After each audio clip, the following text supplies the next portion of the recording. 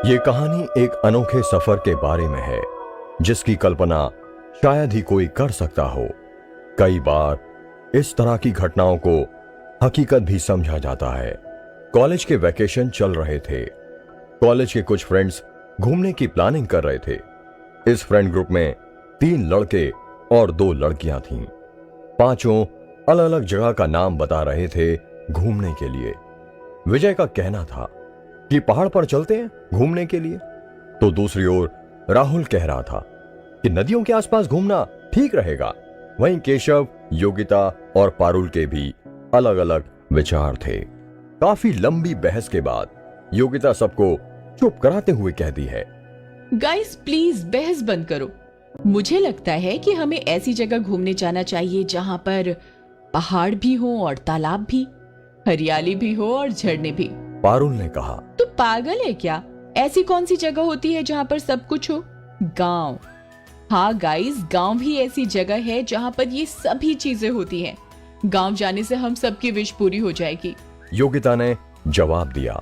राहुल ने कहा, क्या मतलब है तुम्हारा? विजय ने कहा, हाँ योगिता सही कह रही है, गांव ही सबसे बेहतर जगह है घूमने के लिए। राहुल ने कहा, ठीक है फिर डिसाइड हो चुका है कि हमें गांव ही जाना है। केशव ने पूछा, कितने दिन का प्रोग्राम बनाएं? राहुल ने कहा, हम 10 दिन के लिए गांव चलेंगे। हमें कल सुबह जल्दी ही गांव के लिए निकलना है। पारुल ने कहा, हमें ट्रैवल करने के लिए गाड़ी की जरूरत भी पड़ेगी। राहुल ने जवाब दिया, मैं अपने डैडी की गाड़ी ले आऊंगा। विजय ने कहा, चलो फिर तो डिसाइड हो गया है कि हमें कहाँ जाना है घूमने। अब घर जाकर पैकिंग कर लेते हैं और पेरेंट्स से परमिशन भी ले लेते हैं। सब अपने अपने घर आ गए। आने के बाद सबने अपने पेरेंट्स से परमिशन ले ली और परमिशन मिलने के बाद सबने अपनी पैकिंग भी कर ली। राहुल ने अपने डैड से गाड़ी ले जाने की परमिशन भी मांग ली। अगले दिन योगिता ने जल्दी उठकर अपनी मम्मी के साथ मिलकर रास्ते में खाने के लिए कुछ टेस्टी व्यंजन भी बना लिए। थोड़ी देर में सब तैयार होकर अपने अपने घर से निकल गए और एक जगह इकट्ठा हो गए। राहुल गाड़ी लेकर आ गया। सब दोस्त गाड़ी में बैठ गए और उनके सफर की शुरुआत हो गई।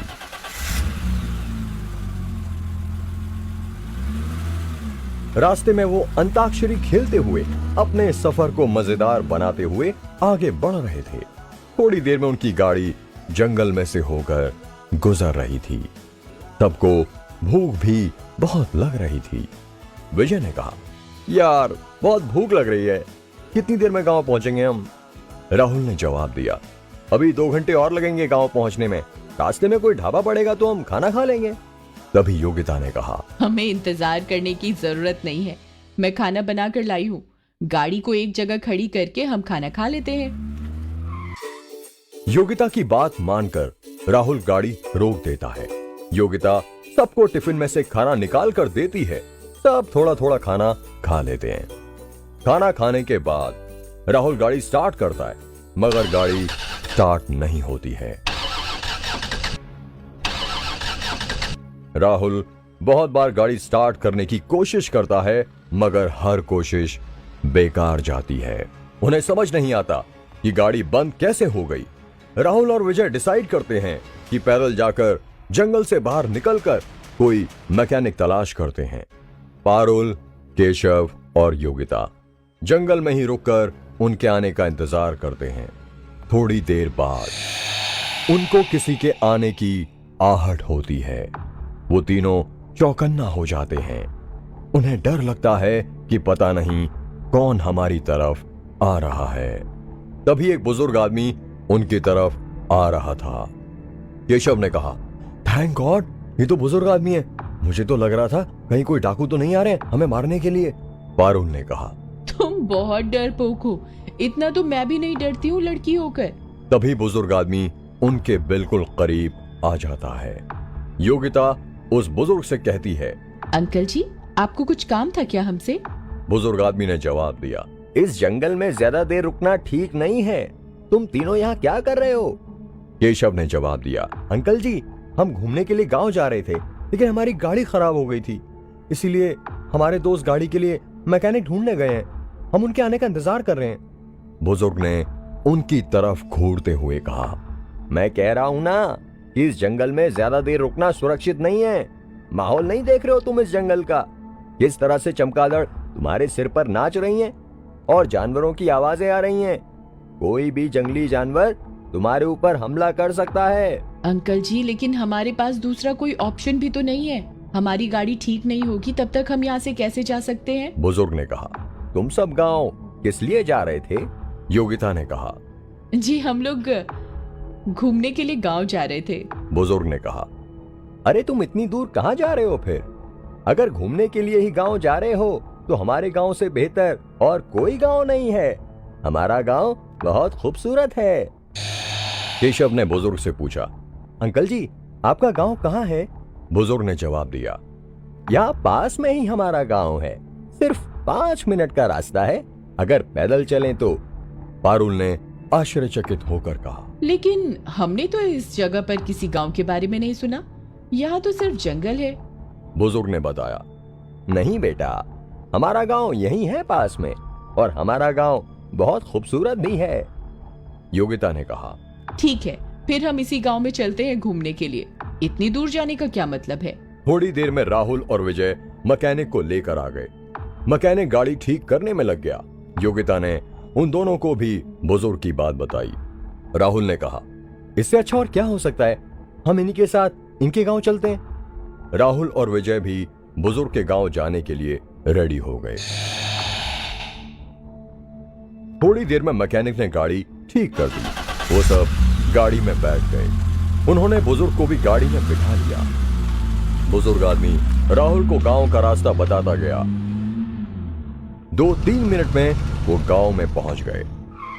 गांव पहुंचने के बाद उन सब की आंखें फटी की फटी रह गईं। वो गांव बहुत ही साफ सुथरा था। हवा भी वहां की बहुत ताजा और ठंडी थी। ऐसी जगह उन लोगों ने आज तक नहीं देखी थी। बुजुर्ग ने उन लोगों से पूछा, अब बताओ कि कैसा लगा हमारा गांव? पारुल ने कहा, अंकल वाकई में ये गांव बहुत ही खूबसूरत है। आपने जितनी तारीफ की थी उससे कहीं ज्यादा खूबसूरत है आपका गांव। राहुल ने बुजुर्ग से पूछा, अंकल यहाँ आसपास कोई होटल है क्या? बुजुर्ग ने जवाब दिया, हाँ बेटा, यहाँ पास में ही होटल है।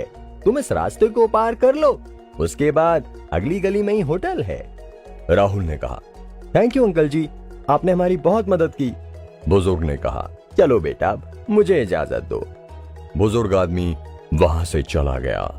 उसके जाने के बाद राहुल ने गाड़ी आगे बढ़ाई। थोड़ी देर में वो होटल पहुंच गए।